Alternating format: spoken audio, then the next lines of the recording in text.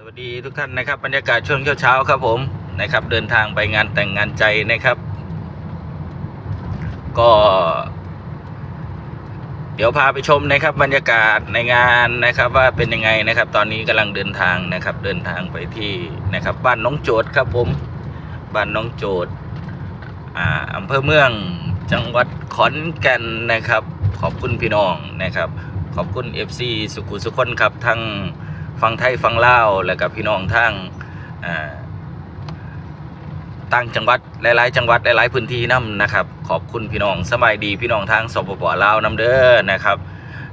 ขอบคุณทุกท่านนะครับเดี๋ยวพาไปชมครับพี่น้องครับบรรยากาศช่วงในงานเป็นแบบไรแน่นะครับประเพณีงานแต่งนะครับที่ประเทศไทยนะครับเป็นยังไงแน่นะครับฝากไปถึง FC พี่น้องทางสปป.ลาวนำแน่กันแล้วกันนะครับวันนี้ระบบเสียงนะครับจะเป็นนะครับรถแห่นะครับแมงสดิ้งพาจวดนะครับที่ผมได้ดูแลระบบอยู่นะครับเป็นมือเศร้ามือมีไข่นะครับสำหรับรถแห่คันนี้นะครับเดี๋ยวลองไปชมกันมึงนะครับเดี๋ยวไปถึงหน้างานนะครับเดี๋ยวพาพี่น้องไปมึงนะครับเดี๋ยวตัดไปช่วงถึงหน้างานเลยกันแล้วกันนะครับใจดูผูกเกี่ยวใจผู้ยากภาษาโมเดลดีเด้อมุ่นมาจะได้ทุกข์จากภายลายล้นสิ้นคนให้เนื้อน้องคือน้ำไหลมานั้นเนตไปเป็นเอกหรือล้นคดยอมตัวไตรเหตุอันใดไปได้สมดังมโนหมายตั้งเงินก็มีหลายโกดตีกองลานให้กินท่านแม่ล้นอานิสงส์นั้นทรงสมบัติสมมาแพงของเจ้าดังบัดเอ้ยเมื่อมาเด้อกูเด้อของเอ้ยเปิดหลายรอบควรจะมาห้องมาถูกมาห้องดอกบัดเก่ามาแห่งความยินดีกับครูบ่าวสาวเด้ออยู่วันยืนบางทีสุขสุขภาพแข็งแรงสมศรีสองเจ้าคือผู้เฒ่าอีกแต่งมาผู้แฟนเงื่อนยาวถึงเท่าตับต่อต่อหอยพวกเต่าเทรักก็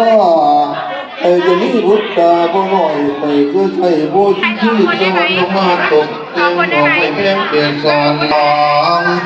มือหรือพูดเด้อขอเด้ออยู่ใส่มาวันนี้วันนี้ครับผู้รับปากเสียงตะวันแดงผู้รับเปิดไม่คนทั้งสองก็หอยกูก็ไม่ได้ยังสงขาขอให้เจ้าผู้สิมว่านี่ต้องผ่าปัสสาวะเป็นร้อยจนนี่ต้องเสือตัวเกลียวปักเกลียวคนจะไม่อาศัยกันนิ่งหาสู่เก่าก็ให้ว่าสาวันนี้วันนี้เห็นว่าสาเกตเก่ากัดดอกโบราณพันในมุกท่าจนมันเลี้ยงเจ้าเลี้ยงไว้ไอ้ว่าท่าจะไม่ป้านเกียรติสวยรุ่งยิ่งไม่บุญเย้าจะมาใจกองมาพี่น้องบ้านใต้คอยหาเจ้าแล้วที่ดาบ้านเหนือคอยเบิ่งเจ้าแล้วเพิ่นนักหมายเพิ่งเจ้าคนกวางสู่ไพ่แท้แล้วเพื่อนมาถึงจะว่าจะบ่อยให้พรไปใหญ่ได้ตั้งโตไปผู้เขียนได้คนจะมาผู้เขียนคอยคนจะอยู่ให้เป็นผู้เรื่องสองไอ้ตรงดอกหักคออยู่นำพองคุณเลื่อนในหลายปีเดือนได้ลูกน้อยปล่อยขาเลยทั้งค่ำมีผู้นั่งเงินล้านมีไม่ว่าหลังว่ามีในถ้ำวันไทยมีผู้มาเป็ดไก่ท่านสมัยระวังใจเย็น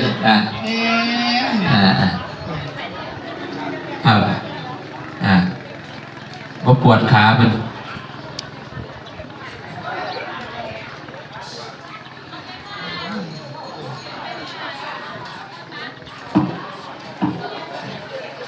แต่พี่น้องขึ้นเข้าบ้านครับเบียร์แบบไม่ใช่ดีนะเบียร์เยอะ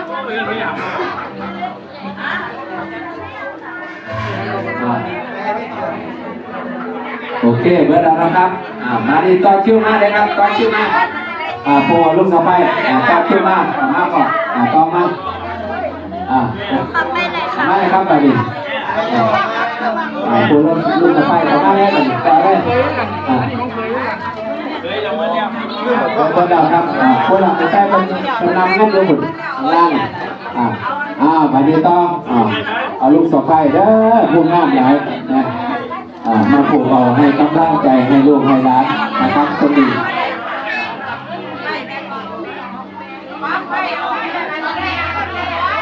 ร้านไทยของช่างไฟเอา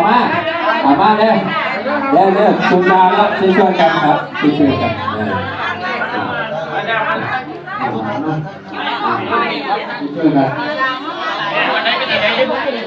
อย่าลืมนะครับด้านขวามือรับของชำร่วยด้วยนะครับเอามาได้ลงเอาพอมาลูก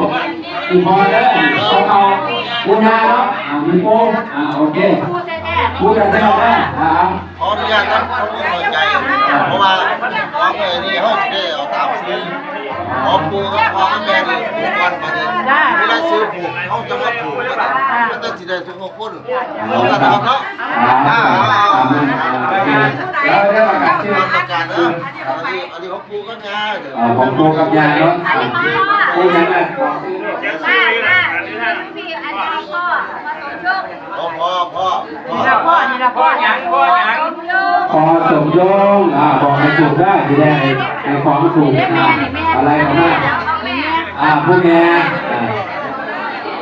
เมียถูกย่าเนาะไม่ย่าแม่จันเพ็ญบุญหานะครับยาเกิดเป็นต่อเชื่อมาให้บัดนี้ไปได้ที่พ่อเนี่ย ไอ้บอกเชื่อมา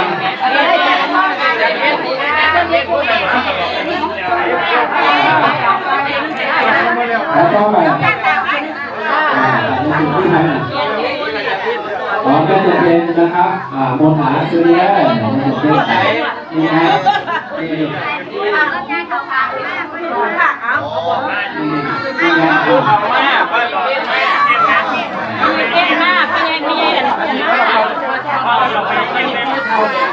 เป็นช่วงที่พอเก็บเป็นช่วงใช่หรอ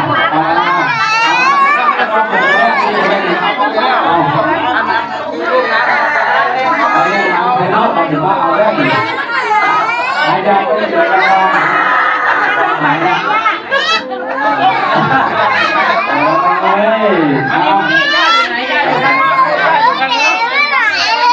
อยู่นู้นเดี๋ยวปู่พาไปโอ้ยพอไปหายเลยต้องไหน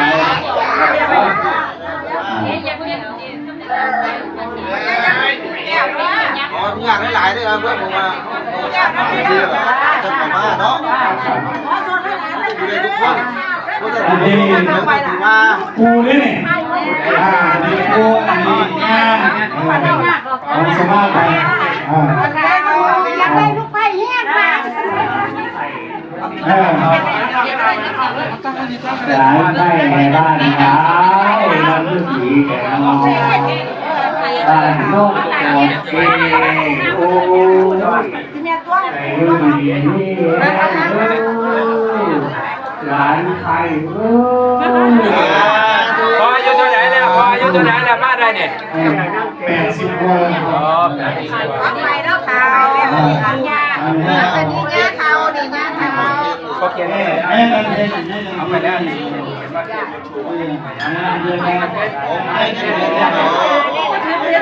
ชั่วไปแล้วเอาไปแล้ว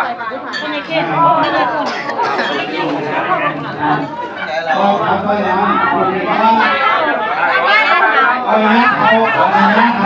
อาของยาบุญสู้ของยาบุญสู้บุญสู้บุญหามเอาไปยาเราไปพูด